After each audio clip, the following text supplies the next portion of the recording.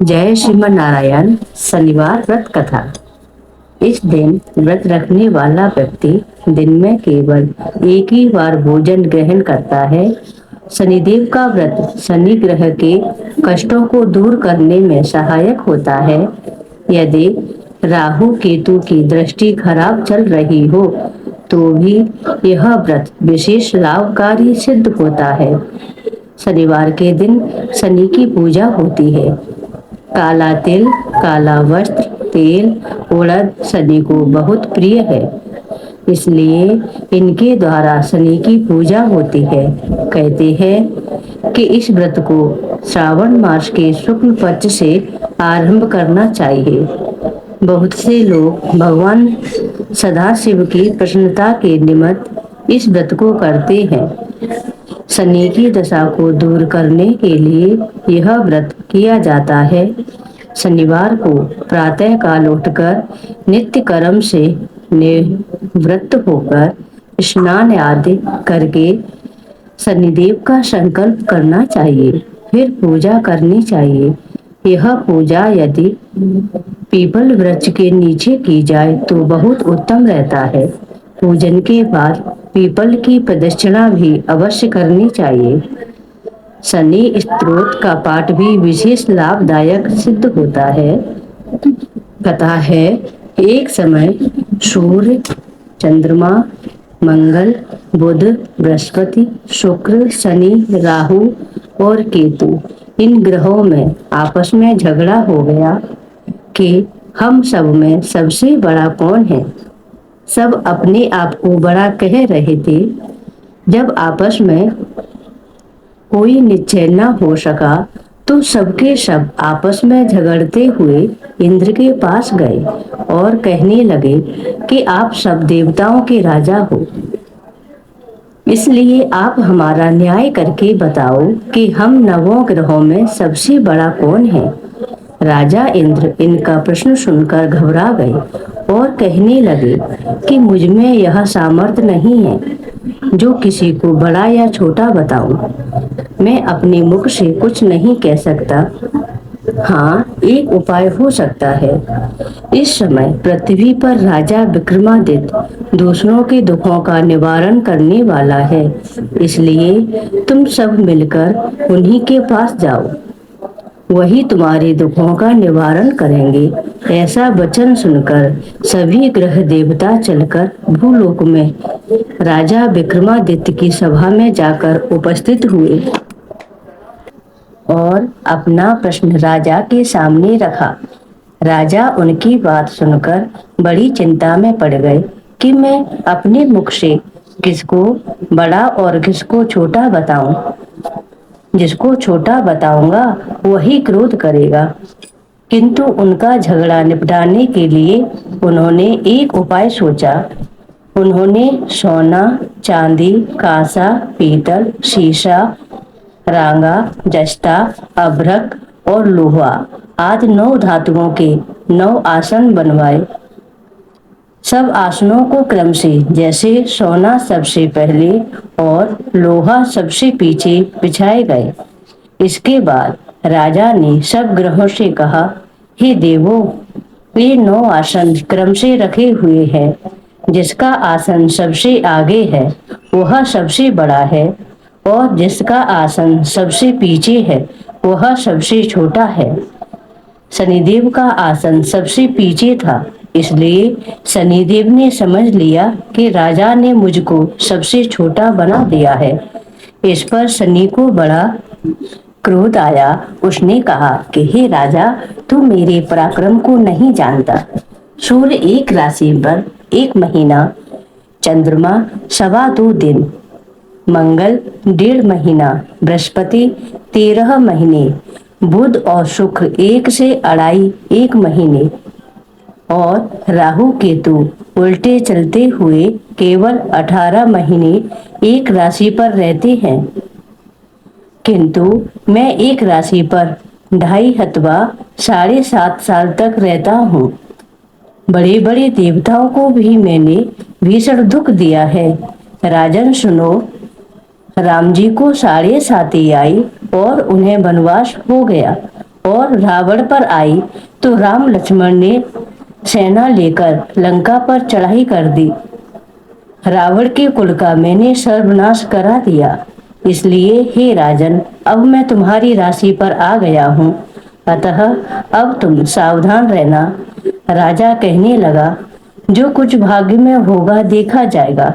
उसके बाद अन्य ग्रह तो प्रसन्नता के साथ चले गए, किंतु शनिदेव बड़े क्रोध के साथ वहां से गए।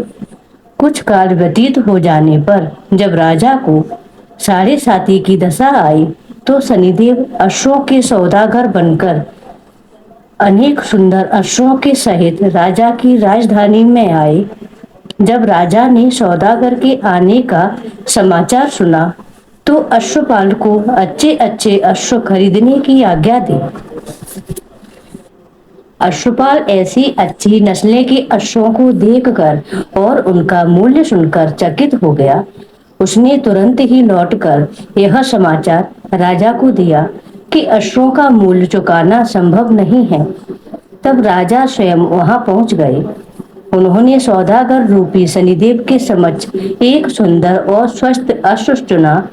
वह जैसे ही अश्व पर चढ़े, अश्व बेकाबू हो गया और हवा से बातें करने लगा। राजा ने अश्व को साधने की बहुत कोशिश की, किंतु वह अश्व लगातार भागता रहा। अंत में वह राजा को एक बियावान वन में पटक कर अंतर्ध्यान हो गया। यह देख राजा समझ गए कि शनि का कार्य प्रारंभ हो चुका है। इसके बाद राजा अकेला वन में भटकता फिरता रहा। बहुत देर के बाद राजा ने भूख और प्यास से दुखी होकर भटकते भटकते एक ग्वाले को देखा। ग्वाले ने राजा को प्यास से व्याकुल देखकर पानी पिलाया। राजा की उंगली में एक अंगूठी थी। उन्होंने उसे निकालकर प्रसन्नता के साथ ग्वाले को दे दी और शहर की ओर चल दिया। राजा शहर में पहुंचकर एक सेठ की दुकान पर जाकर बैठ गया और अपने आप को उन्होंने उज्जैन का रहने वाला तथा अपना नाम वीका बतलाया। सेठ ने उनको कुलीन मनुष्य जानकर जल आदि पिलाया। भाग्यवश उस दिन सेठ की दुकान पर बिक्री बहुत अधिक हुई। तब सेठ उनको भाग्यवान पुरुष समझकर भोजन कराने के लिए अपने साथ ले गया। भोजन करते समय राजा ने आश्चर्य की बात देखी कि खूंटी पर हार लटक रहा है और वह खूंटी उस हार को निगल रही है। भोजन के बाद कमरे में आने पर जब सेठ को कमरे में हार न मिला, तो सबने यही निश्चय किया कि सिवाय बीका के और कोई इस कमरे में नहीं आया, अतः अवश्य ही उसी ने हार को चुराया है। किंतु वीका ने हार लेने से मना कर दिया। इस पर 5-7 आदमी इकट्ठे होकर उसको कोतवाल के पास ले गए। कोतवाल ने उसको राजा के सामने उपस्थित कर दिया और कहा कि ये आदमी तो भला प्रतीत होता है, चोर मालूम नहीं होता, किंतु सेठ का कहना है कि इसके सिवाय और कोई घर में आया नहीं, अवश्य ही इसी ने चोरी की है। तब राजा ने आज्ञा दी कि इसके हाथ पैर काट कर चौरंगिया किया जाए। राजा की आज्ञा का तुरंत पालन किया गया और वीका बने राजा विक्रमादित्य के हाथ पैर काट दिए गए। इस प्रकार कुछ काल व्यतीत होने पर एक तेली उनको अपने घर ले गया और कोलू पर उसको बिठा दिया। वीका उस पर बैठी हुई जुबान से बैल हाँकते रहे। जब शनि की दशा समाप्त हो गई और एक रात को वर्षा ऋतु के समय वह मल्हार राग गाने लगा, तब उनका गीत सुनकर उस शहर की राजा की कन्या उस राग पर मोहित हो गई और दासी को खबर लेने को भेजा कि शहर में कौन गा रहा है। दासी सारे शहर में फिरती फिरती क्या देखती है कि तेली के घर में कोलू पर बैठा एक चौरंगिया राग गा रहा है। दासी ने महल में आकर राजकुमारी को यह सब वृतांत सुना दिया। बस उसी क्षण राजकुमारी ने अपने मन में यह प्रण कर लिया, चाहे कुछ हो जाए मैं इस चौरंगिया के साथ ही विवाह करूंगी। प्रातःकाल होते ही जब दासी ने राजकुमारी को जगाना चाहा, तो राजकुमारी अनशन व्रत लेकर पड़ी रही। तब दासी ने रानी के पास जाकर राजकुमारी के न उठने का वृतांत कहा। रानी ने तुरंत ही वहां पर आकर राजकुमारी को जगाया और उसके दुख का कारण पूछा। तो राजकुमारी ने कहा कि माताजी, मैंने यह प्रण कर लिया है कि तेली के घर में जो चौरंगिया है उसी के साथ विवाह करूंगी। माता ने कहा, पगली, यह क्या बात है? तेरा विवाह किसी देश के राजा के साथ किया जाएगा। कन्या कहने लगी कि माताजी, मैं अपना प्रण कभी नहीं तोड़ूंगी। माता ने चिंतित होकर यह बात राजा को बताई। जब महाराजा ने भी आकर यह समझाया कि मैं अभी देश देशांतर में अपने दूत भेजकर सुयोग्य रूपवान एवं बड़े से बड़े गुणी राजकुमार की खोज करवाता हूँ। उत्तम राजकुमार के साथ तुम्हारा विवाह करूंगा, ऐसी बात तुमको कभी नहीं विचारनी चाहिए। कन्या ने कहा, पिताजी, मैं अपने प्राण त्याग दूंगी, किंतु दूसरे से विवाह नहीं करूंगी। इतना सुनकर राजा ने क्रोध से कहा, यदि तेरे भाग्य में ऐसा ही लिखा है तो जैसी तेरी इच्छा हो वैसा ही कर। राजा ने तेली को बुलाकर कहा कि तेरे घर में जो चौरंगिया है उसके साथ मैं अपनी कन्या का विवाह करना चाहता हूँ। तेली ने कहा कि यह कैसे हो सकता है? कहाँ आप हमारे राजा और कहाँ मैं एक नीच तेली। परंतु राजा ने कहा कि भाग्य के लिखे को कोई टाल नहीं सकता, तू अपने घर जाकर विवाह की तैयारी कर। राजा ने उसी समय तोरण और वंदन वार लगवाकर अपनी राजकुमारी का विवाह चौरंगिया बने विक्रमादित्य के साथ कर दिया। रात्रि को जब विक्रमादित्य और राजकुमारी महल में सोए थे, तो आधी रात के समय शनिदेव ने विक्रमादित्य को स्वप्न दिया कि राजा, कहो, मुझको छोटा बतलाकर तुमने कितना दुख उठाया। राजा ने क्षमा मांगी। शनिदेव ने प्रसन्न होकर विक्रमादित्य को हाथ पैर दिए। तब राजा ने कहा, महाराज, मेरी प्रार्थना स्वीकार करें कि जैसा दुख आपने मुझे दिया है ऐसा और किसी को कभी न दें। शनिदेव ने कहा कि तुम्हारी यह प्रार्थना स्वीकार है। जो मनुष्य मेरी कथा सुनेगा या कहेगा उसको मेरी दशा में कभी किसी प्रकार का दुख नहीं होगा, और जो नित्य ही मेरा ध्यान करेगा या चींटियों को आटा डालेगा उसके सब मनोरथ पूर्ण हो जाएंगे। इतना कहकर शनिदेव अपने धाम को चले गए। राजकुमारी की आंख खुली तो उसने राजा विक्रमादित्य के हाथ पांव सही सलामत देखे। यह देखकर राजकुमारी को बहुत आश्चर्य हुआ। तब राजा विक्रमादित्य ने पत्नी को बताया कि वह कोई तेली नहीं बल्कि उज्जैन के राजा विक्रमादित्य है। यह बात सुनकर राजकुमारी अत्यंत प्रसन्न हुई। प्रातः काल राजकुमारी से उसकी सखियों ने पूछा तो उसने अपने पति का समस्त वृतांत कह सुनाया। तब सबने प्रसन्नता प्रकट की और कहा कि ईश्वर ने आपकी मनोकामना पूर्ण कर दी।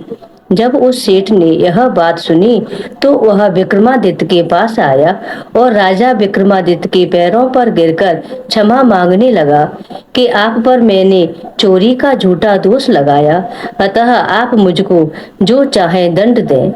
राजा ने कहा, मुझ पर शनिदेव का कोप था, इसी कारण यह सब दुख मुझको प्राप्त हुआ। इसमें तुम्हारा कोई दोष नहीं। तुम अपने घर जाकर अपना कार्य करो।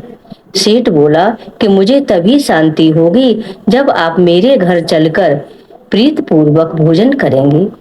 राजा ने कहा कि जैसी आपकी इच्छा हो वैसा ही करें। सेठ ने अपने घर जाकर अनेक प्रकार के सुंदर भोजन बनवाए और राजा विक्रमादित्य को प्रीत भोज दिया। जिस समय विक्रमादित्य भोजन कर रहे थे, एक अत्यंत आश्चर्य की बात सबको दिखाई दी कि जो कुटी पहले हार निगल गई थी वह अब हार उगल रही है। जब भोजन समाप्त हो गया तो सेठ ने हाथ जोड़कर बहुत सी मोहरें राजा को भेंट की और कहा कि मेरी श्री कुंवर नामक एक कन्या है, उसका पाण ग्रहण आप ही करें। इसके बाद सेठ ने अपनी कन्या का विवाह राजा के साथ कर दिया और बहुत सा दान दहेज आदि दिया। इस प्रकार कुछ दिनों तक वहां निवास करने के बाद विक्रमादित्य ने शहर के राजा से कहा कि अब मेरी उज्जैन जाने की इच्छा है। फिर कुछ दिन के बाद विदा लेकर राजकुमारी मनभावनी, सेठ की कन्या श्री गौरी तथा दोनों जगह के दहेज में प्राप्त अनेक दास दासी, रथ और पालकियों सहित विक्रमादित्य उज्जैन की तरफ चल दिए। जब वे शहर के निकट पहुंचे और पूर्ववासियों ने राजा के आने का समाचार सुना तो समस्त उज्जैन की प्रजा अगवानी के लिए वहां आई। तब बड़ी प्रसन्नता से राजा अपने महल में पधारे। सारे शहर में बड़ा भारी उत्सव मनाया गया और रात्रि को दीपमाला की गई। दूसरे दिन राजा ने शहर में यह सूचना कराई कि शनि देवता सब ग्रहों में सर्वोपर हैं। मैंने इनको छोटा बतलाया, इसी से मुझको यह दुख प्राप्त हुआ। इस कारण सारे शहर में सदा शनि की पूजा और कथा होने लगी। राजा और प्रजा अनेक प्रकार के सुख भोगते रहे। जो कोई शनि की कथा को पढ़ता है या सुनता है, शनिदेव की कृपा से उसके सब दुख दूर हो जाते हैं तथा इस जन्म में वह समस्त सुखों को भोग कर अंत में मोक्ष को प्राप्त होता है। अतः शनिवार की कथा को व्रत के दिन अवश्य पढ़ना चाहिए। ओम शांति, ओम शांति, ओम शांति। बोलिए न्याय के देवता शनि महाराज की जय। जय शनिदेव।